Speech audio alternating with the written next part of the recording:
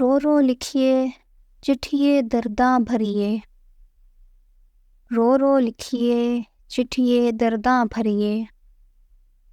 پتہ پچھی بغداد دے واسیاں دا،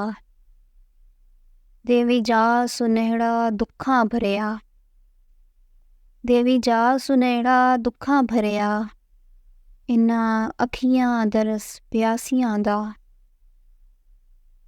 آہیں سولاں بھریاں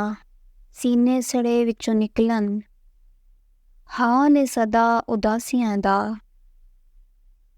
تیرے مڈھ قدیم دے بردیاں نوں، تیرے مڈھ قدیم دے بردیاں نوں، لوک دسدے خوف چپڑاسیاں دا، دستگیر کر تو مہر علی تے، دستگیر کر تو مہر علی تے، کون باجھ تیرے اللہ راسیاں دا۔